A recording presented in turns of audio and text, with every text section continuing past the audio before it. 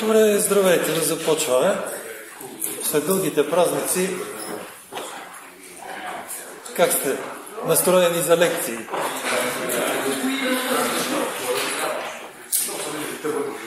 Да, днес честит ден на Европа, както вече се води официално, всъщност е деня на победата днеска, така че това е... Но...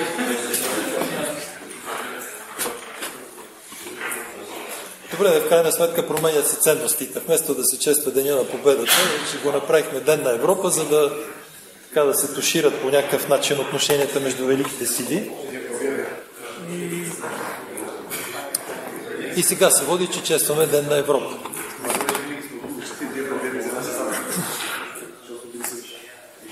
Да, то ако гледате и National Geographic, ще си помислите, че Втората световна война се е водила в Африка и до Китай. Това е, което е толкова далече от истината, ама сега това е положението. Това ни се показва, това гледаме. Добре. Да си дойдем на думата резонансни инвертори. Днеска ще се занимаваме с резонансни инвертори. Една най-обща, по-скоро идейна схема на един такъв преобразовател изглежда последния начин.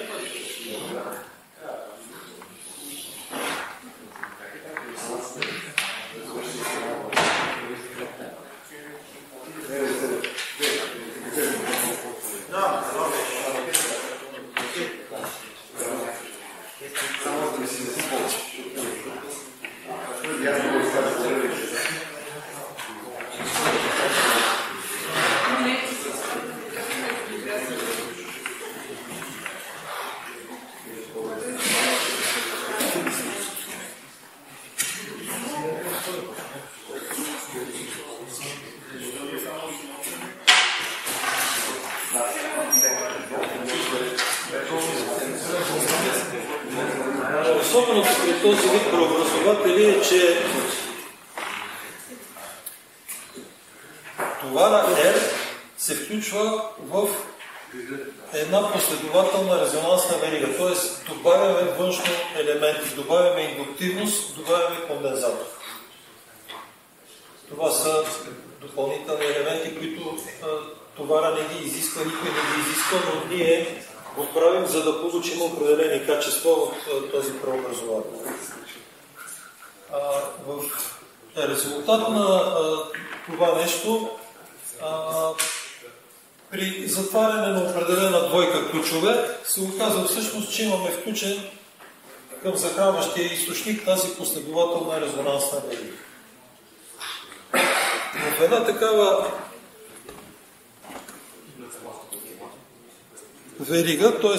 можем ето така по този начин еквивалентно да я представим, както виждате горе, като източника е най-общо означен. Така, за да обхваща повече варианти схеми, защото не всички схеми захранващия източник се ползва директно. В някои схеми се ползва половината от захранващото напрежение. Има различни варианти, така че за това така е написано по-общо. Но процесите, които биха могли да се развият в една такава схема са следните.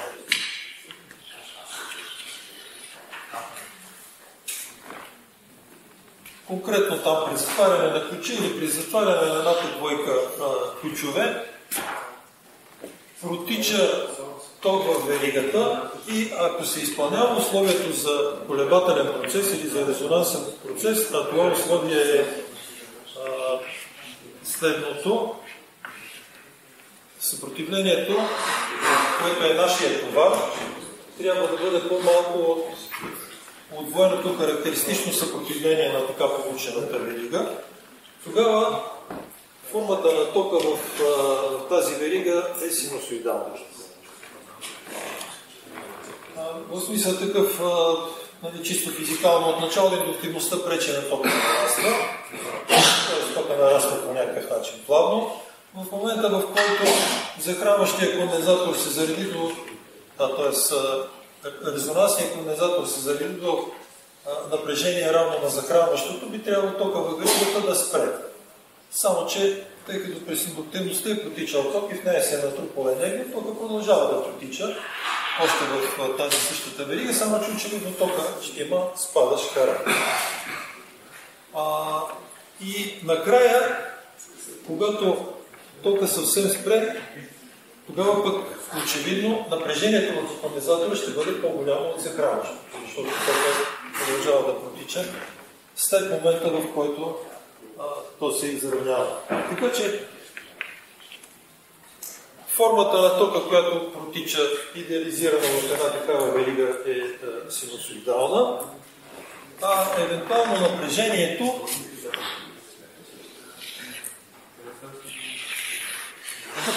в кондензатора, другия параметър, който ни интересува,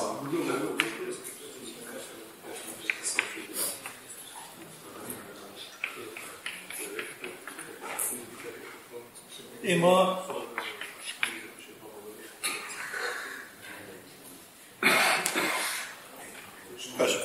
такова изменение.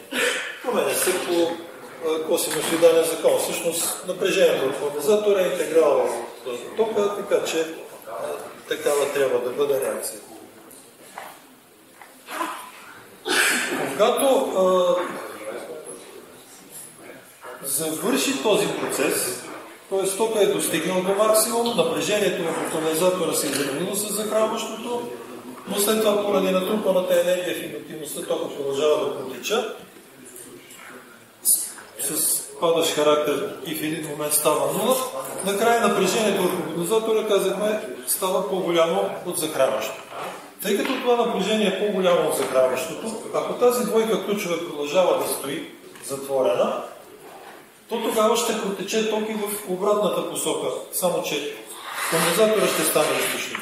Тогава от този плюс през източника в обратна посока към минус на кондензатора ще протече нов токов импулс. Тъй като веригата е същата, този токов импулс пак трябва да бъде синусоидален. Формата е същата. Само амплитудата ще бъде различна, защото амплитудата на тока се определя от действащите напрежения, което е разлика между захранващото и напрежението на кондензатора. Така че в един такъв точно същия интервал би трябвало да се очаква да протече един ток, който ще бъде с една по-малка амплитуда. В резултат на протичането на този ток, напрежението от кондензатора пък ще изглежда, да кажем, ето така по този начин. Тоест от плюс-минус повече от захранващото, отдавайки част от енергията на кондензатора от захранващия източник, кондензатора ще се разреди и неговото напрежение ще спадне под захранващото. И тук малко се разпрострях с продължителността на полупериодите, но горе нещата са начертани малко по-прецизно. По-нататък, тъй като напрежението в кондензатора е станало под захранващото, очевидно, че отново може да протече такъв токов импулс, както в първия полупериод в нормалната верига. Плюс на захранващия източник през ключа, през товара, съответно към минус на захранващия източник, тъй като този ток ще бъде с още по-малка амплитуда. Напрежението на кондензатора ще бъде с по-малко над захранващото и така лека по лека в един момент тези колебания, които се развиват в веригата, ще затихнат и ще се окаже накрая, че тока във веригата е станала нула, а напрежението в кондензатора е станало равно на захранващото напрежение. Повече ток не може да протича в тази верига. Съвсем условно, напрежението в кондензатора е станало захранващо. Това е в установен режим. Реално това не може да се ползва, тъй като не води до достатъчна енергия, отдавана от източника към товара и съответно получаване на някакви мощности, с които да вършим работа. От тук нататък развитието на процесите зависи от това какъв тип ключове се използват. Ако ползваме ключове, които през които тока може да тече само в една посока. Това са като ключ тиристор или транзисторния вариант. То процесите се развиват по един начин.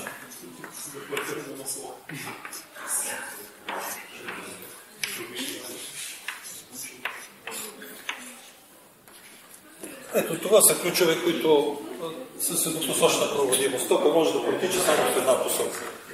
Тогава процесите ще свършват само до първия полупериод. В момента, в който подадем управляващ сигнал на тези ключове и ги затворим, ще протече ток само в едната посока, кондензатора ще се зареди само до напрежение по-голямо от захранващото и оттам нататък процеса го няма, тока спира да потича. Това е най-простият вариант на схемата. Стандартната реализация е по-често с тиристори и по-лесничко мога да ви обясня как се развиват процесите в схемата, какво се случва и какво е характерно за резонансния инвертор. После ще добавим разликата, когато реализираме резонансен инвертор с ключове с двупосочна проводимост. Но там нещата са малко по-сложни и там така в основната си част по-идейно ще ги обясня, просто да знаете какво се случва, без да правим някакви сложни анализи. Все пак за целта на този курс е вие да имате представа как работи някои от тези схеми и какви са така основни предимства, недостатъци, особености и такива неща, а не толкова в подробностите. Повече подробности по-нататък по специализациите, който иска евентуално да задълбочи познанията си в тези неща. Така, видяхме процесите, това е стандартна схема, която разглеждахме до момента, т.е. идейната схема. И тук съм показал точно различните възможни варианти, които могат да се случват при работа на последователен инвертор.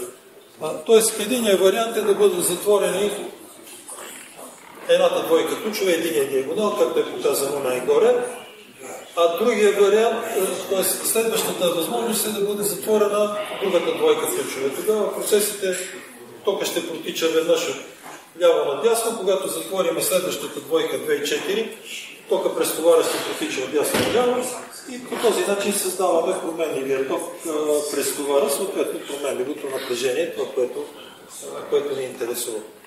А когато ползваме ключове, които са с едностранна проводимост, както в този случай, биха могли да се случат ситуации, когато и 4-те ключа са затворени. Тоест да имаме интервална пауза, когато в схемата нищо не се случва. Кондензатора се е заредил до съответно напрежение и това напрежение остава, а пък ток във веригата съответно не протича.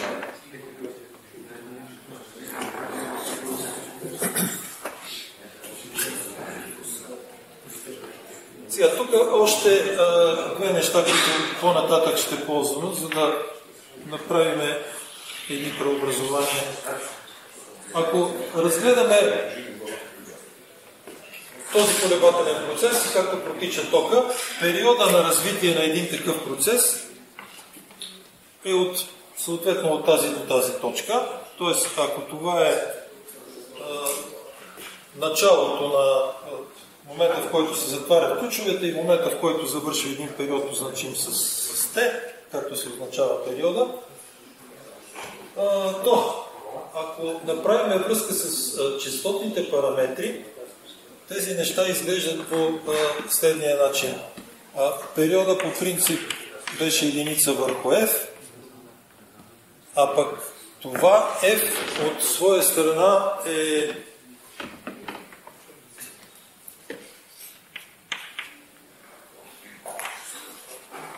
все едно омега върху 2π.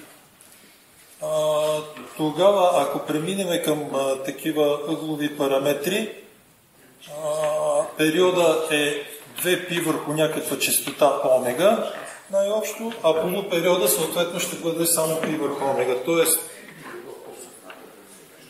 ето тези означения.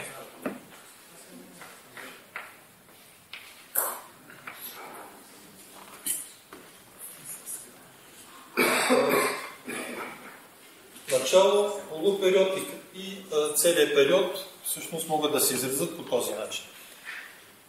Сега различни означения има, но физикалната идея е тази. Това е периода на собствената честота. Тоест, това е честотата, която се развива в този кръг. Подавайки напрежение в импулс, ние ще получим колебания с определена честота. За тази честота, понеже е последовател на веригата, аз обикновено означавам с S от това, че е сериен кръга и тя се изразява по този начин. Единица върху LC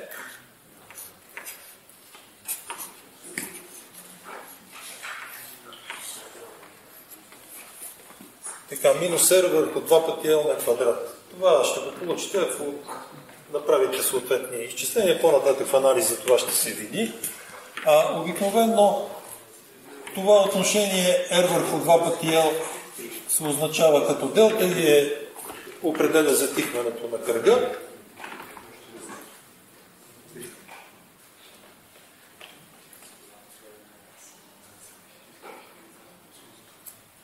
И всъщност поведението на резонансния вектор до голяма степен се определя от това с каква честота ние затваряме тези ключове, съответно единия диагонал или другия диагонал в дадена схема. И ето тази честота, която е собствената честота, която се развива в процесите в схемата. До сега конкретно. Значи ето е тиристорната схема. Виждате я горе. Сега ще начертая тук да имаме една разположение.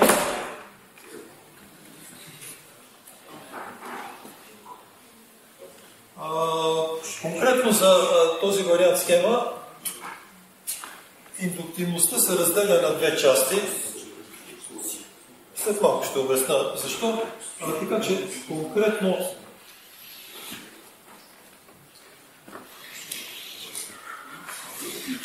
тиристорната схема изглежда по този начин. За мен четирите ключа са тиристори.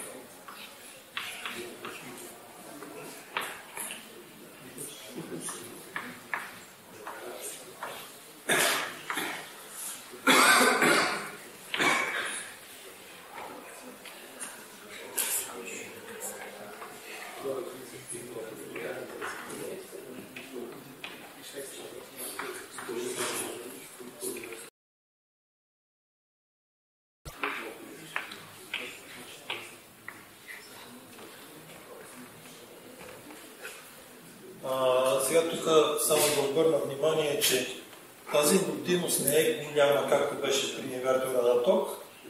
Тази индуктивност е резонансната, която участва в веригата.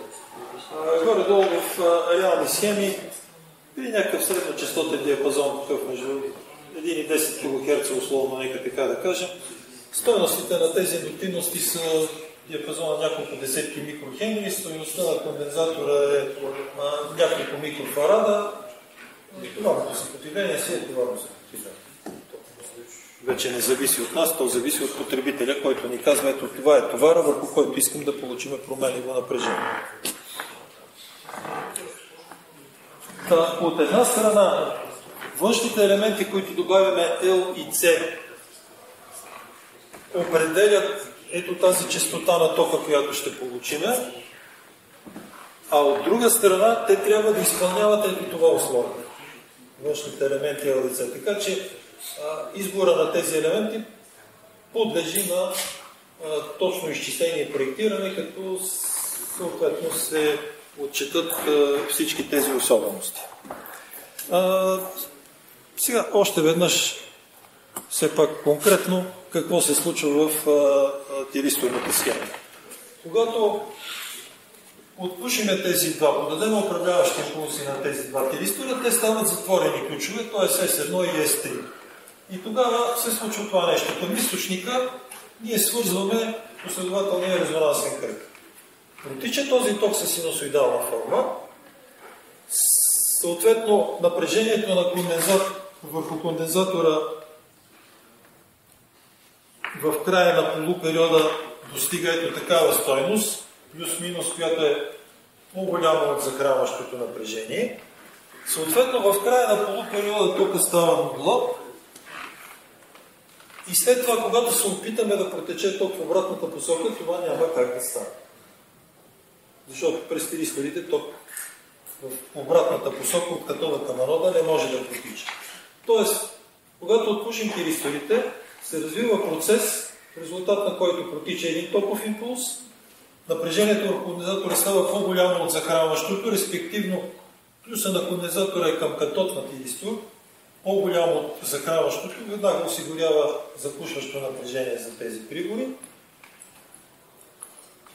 В края на полупериода те се запушват, спира да протича ток и схемата остава в това положение, докато ние не промениме нещо по нея. Промяната е да отпушиме другия диагонал. Защото ако подадем управляващи импулси пак на този, няма как да протече нов ток. Така че въздействието върху схемата е отпушваме следващата двойка. В резултат на това ще се развият същите процеси, само че в обратната посока. Или иначе казано, ако докато провеждате 1 и 3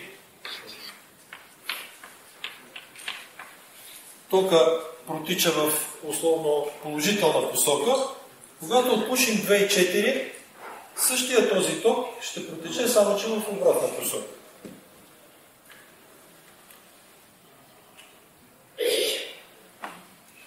Айде да предположим, че веднага ще отпушим 2 и 4.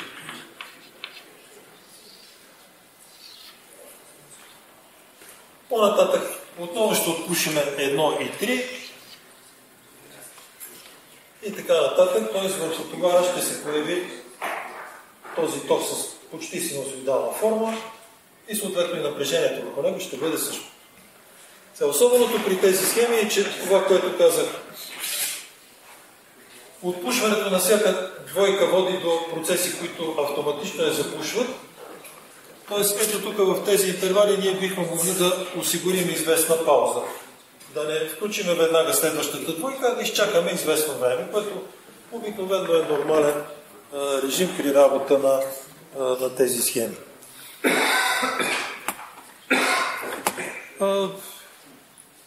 Добре, пак ще кажа, този файл ще ви го изпратя, разбира се.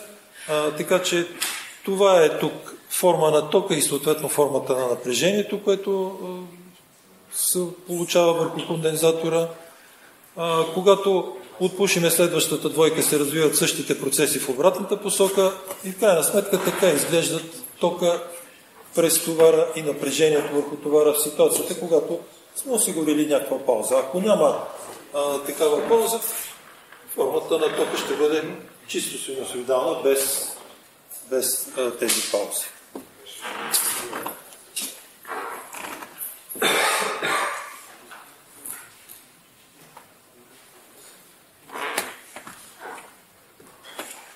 Добре, сега нещо, което не е толкова интересно, но в крайна сметка трябва да го кажа. Форма на напрежение върху един от приборите по принцип винаги се разглежда, като в случая това е тиристор. Един така по-особен процес, който се случва в този вид схеми, е следния, който има място и, да кажем, по отношение на други схеми. Какво се случва, когато сме били в такава ситуация? Провежда едната двойка, протича един токов импулс, след което всички прибори остават запушени.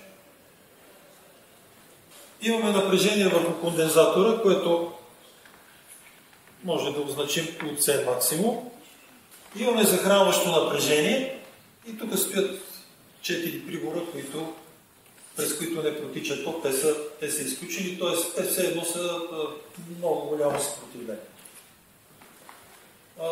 Тогава, за да определим какво е напрежението върху един от тези прибори, обикновено винаги се говори за едно, за първия прибор, се процедира последния начин.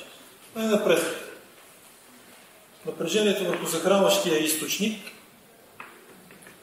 се отлага върху тази двойка тиристори. Тъй като казахме, те са запушени все едно много голямо съпротивление, би трябвало да кажем така, че от гледна точка на захранващия източник, ако това е тиристора 1, от гледна точка на захранващия източник, напрежението върху него ще бъде ето това.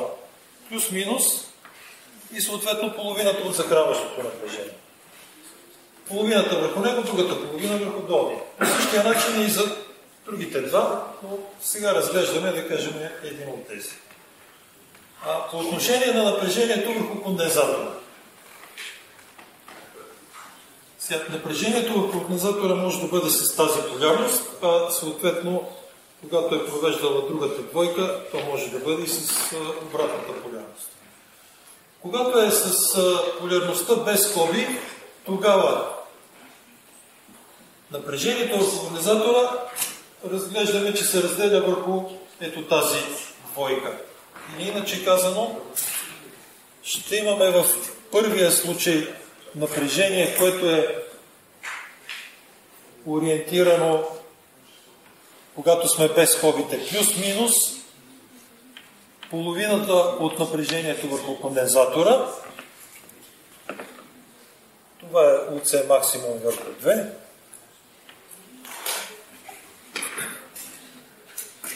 А когато е провеждала втората двойка и напрежението върху кондензатора е с полярността в скобите, тогава пак ще бъде половината от напрежението върху кондензатора, само че ще бъде с тази същата полярност. Захранващото върху максималното върху кондензатора върху две не са едно и също. Не са едно и също, защото напрежението върху кондензатора е по-голямо от захранващото. И това е особеното при тази схема. Кондензатора се зарежда за напрежение по-голямо от захранващото. Аз тук пропуснах да кажа, ето това е захранващото напрежение. Кондензатора го зареждаме до по-голямо, после го разреждаме, това е в колебателния процес. Но когато спрем само първия полупериод, то категорично остава над захранващото. Така че в първата ситуация, когато сме били в полярността без скобите, която се получава в момента, в който отпушваме двойката, т.е. този сме го отпушили и протичал ток през него, напрежението върху тиристора се определя като половината от захранващото напрежение, което е винаги със знак плюс, защото му се прилага в права посока, и съответно минус или плюс според полупериода половината от захранващото напрежение. И тогава евентуално в тези интервали на пауза, в първия случай, когато е провеждала двойката, веднага напрежението върху кондензатора, върху тиристора се вижда, че е отрицателно, защото напрежението на кондензатора е над захранващото. А в другата ситуация, когато е провеждала втората двойка, тези две напрежения се сумират, тогава очевидно пък сумата ще бъде по-голяма от захранващото, защото половината от захранващото, към нея добавяме половината от нещо, което е по-голямо от захранващото. Така че това е резултат.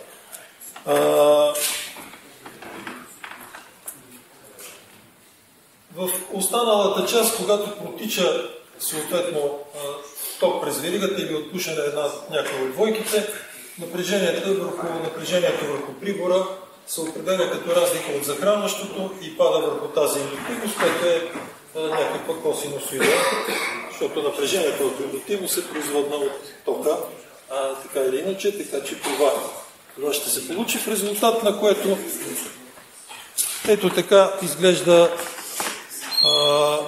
форма на напрежение върху един от тиристорите при тази конфигурация на индуктивностите. Тя се приема за оптимална, Просто така го приемате и вие, без да навлизаме в повече подробности. И това е, което се случва в схемата. Като особеностите до тук, които разгледахме, формата на тока е синусоидална и напрежението върху елементите, съответно върху кондензатора и върху елистроидите е по-голямо от захранващото. Максималното напрежение винаги е по-голямо от захранващото. Как така толкова кондензатор го зареждаме повече, по-високо скорост напрежението от захранващото? Това го обясних в началото. Добре.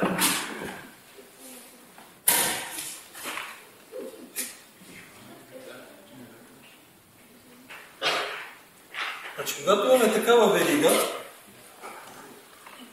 в ситуация, че затвориме двойката ключове, започва да протича ток от източника през двата ключа, съответно през веригата LC и R.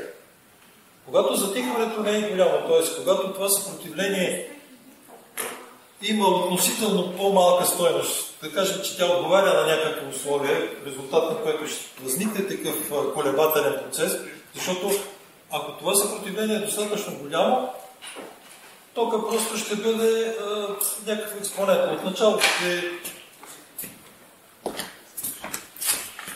условно отначало ще има ток някаква с такава стойност и да кажем постепенно ще спадне и затихне се едно, че зареждаме кондензатор. Нищо особено няма да се случи. В някоя ситуация би могло добре. Това е условно да кажем в този вариант. Но когато стойността на съпротивлението е относително малко и се създават такива условия за възникване на затихващи колебания, то тогава започва да протича ток в веригата. Тази индуктивност е относително голяма спрямо съпротивлението. Тоест енергията, която ние натрупваме в нея, вече е по-значителна и влияе върху процеса в схемата. Тогава протича ток в веригата, индуктивността пречи на тока да нараства, затова той нараства, да кажа, по някакъв такъв начин относително по-бавно. Когато напрежението върху кондензатора се изравни с захранващото напрежение, тогава тока трябва да спре да протича. И той се опитва да спре да протича, но имаме натрупана енергия в индуктивността, поради това, че е протичал ток и тази енергия тук е относително голяма, защото там тока е достигнал на голямата си стойност. Така че в резултат от натрупаната енергия в тази индуктивност, след като се изравнат двете напрежения, напрежението на кондензатора и захранващ тока продължава да протича в същата посока. От натрупаната енергия в индуктивността. И след като тока продължава да протича в същата посока, ясно, че ще дозарежда кондензатора и неговото напрежение ще стане по-голямо от захранващото. Той се първоначален импулс няма ли да е зареден? Нали се зарежда веднага ще потече така и както там се показва и диференциране. Това е първоначалният импулс и ние го зареждаме ето това напрежение. Това е което се случва в схемата. Като се поне на другите ключове? Така, сега, ние сме го заредили ето така плюс-минус. Когато тези ключове се отворят и затвориме другите, тогава имаме същия процес, само че той все едно започва наново, в обратната посока. Тоест имаме минус-плюс захранващ източник, този ключ е затворен, тук имаме минус-плюс напрежение на кондензатора. И през този ключ е затворен. Тоест напрежението върху кондензатора е с обратна полярност на тока и се създава възможност да протича токов импулс. Значи напрежението на кондензатора се сумира с захранващия източник. Ако напрежението на кондензатора беше плюс-минус, тогава няма как да протече ток в такава вълна. Но напрежението е това. Тоест напрежението е с подходящата полярност, не се противопоставя на напрежението на захранващия източник, а се сумира с него, в резултат на който може да протече нов токов импулс. Това е все едно, когато протича през едната двойка, до тук сме приключили процеса. Когато отпушиме другата двойка, все едно започваме нов процес. Нов такъв колебателен процес би се развил, ако оставиме, но ние се ограничаваме пак само до първия полупериод. Така че това е ситуацията в схема.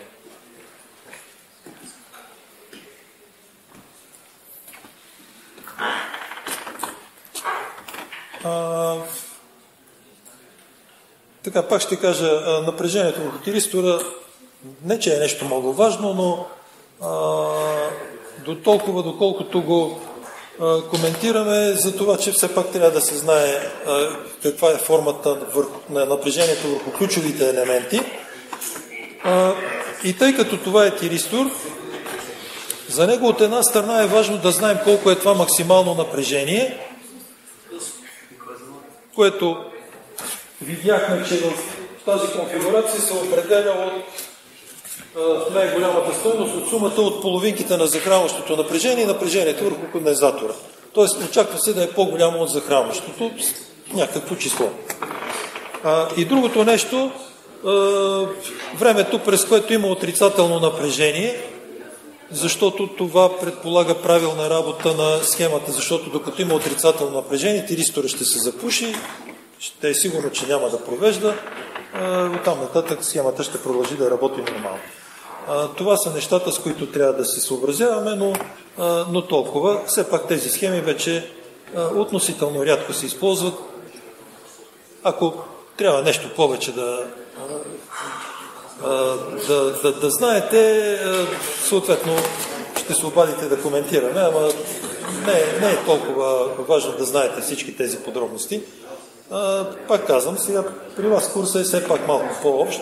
Не трябва да знаете всички неща в така най-висока степен на задълбоченост, а трябва да имате обща представа от схемите и от тяхната работа, поведение, съответно някои особености. Добре. Въпроси? 15 минути почивка.